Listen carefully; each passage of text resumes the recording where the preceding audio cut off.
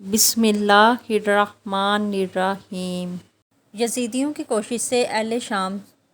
جہاں کے یزید کی تختگاہ تھی وہاں کے باشندوں نے یزید کی بیعت کر لی۔ اہل کوفہ امیر معاویہ رضی اللہ تعالیٰ عنہ کے زمانے سے ہی حضرت امام حسین رضی اللہ تعالیٰ عنہ کی خدمت میں درخواستیں بھیجتے رہے، تشریف آوری کی التجائیں کر رہے تھے، لیکن امام رضی اللہ تعالیٰ عنہ نے صاف انکار کر دیا تھا۔ امیر معاویہ رضی اللہ تعالیٰ عنہ کی وفات کے بعد اور یزید کی تخت نشینی کے بعد اہل عراق کی جماعتوں نے متفق ہو کر امام رضی اللہ تعالیٰ عنہ کی خدمت میں درخواستیں بھیجیں اور ان میں اپنی نیاز مندی، جذبات، عقیدت و اخلاص کا اظہار کیا۔ حضرت امام رضی اللہ تعالیٰ عنہ پر اپنے جان و مال فدا کرنے کی تمنا ظاہر کی۔ اس طرح کر کے التجا ناموں اور درخواستوں کا سلسلہ بند گیا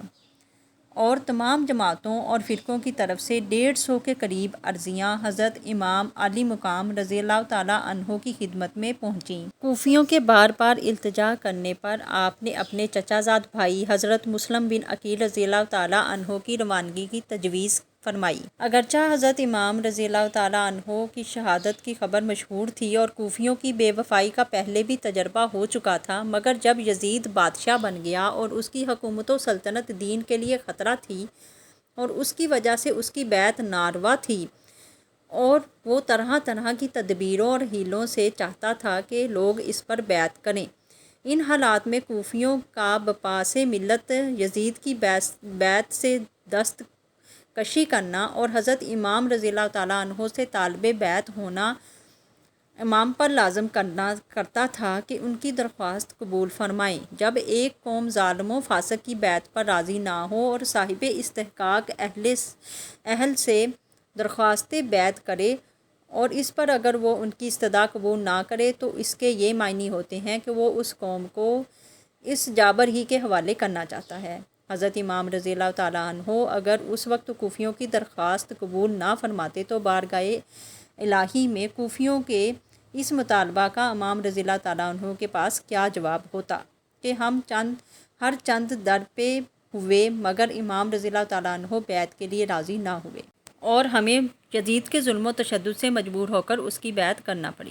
اگر امام رضی اللہ تعالیٰ عنہ ہاتھ بڑھاتے تو ہم ان پر جانیں فدائیں کرنے کے لیے حاضر ہوتے۔ یہ مسئلہ ایسا درپیش آیا کہ اس کا حل باجوز اس کے اور کچھ نہ تھا کہ حضرت امام رضی اللہ تعالیٰ عنہ ان کی دعوت پر لبیک فرمائیں۔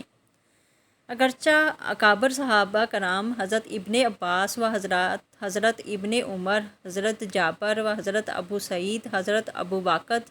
وغیرہ رضی اللہ تعالیٰ عنہمان حضرت امام رضی اللہ تعالیٰ عنہ کی اس رائے سے متفق نہ تھے اور انہیں کوفیوں کے عہد و مواثیق کا اعتبار نہ تھا۔ امام رضی اللہ تعالیٰ عنہ کی محبت اور شہادت امام رضی اللہ تعالیٰ عنہ کی شہرت ان سب کے دلوں میں اختلاط پیدا کر رہی تھی اور ان کو یقین تھا کہ حضرت امام حسین رضی اللہ تعالیٰ عنہ کی شہادت کا وقت قریب آ رہا ہے اور اسی سفر میں یہ مرحلہ درپیش ہوگا، لیکن اندیشہ مانے تھا۔ حضرت امام حسین رضی اللہ تعالیٰ عنہ کے سامنے مسئلہ کی یہ صورت درپیش تھی کہ اس استدعا کو روکنے کے لیے عذر شرعی کیا ہے۔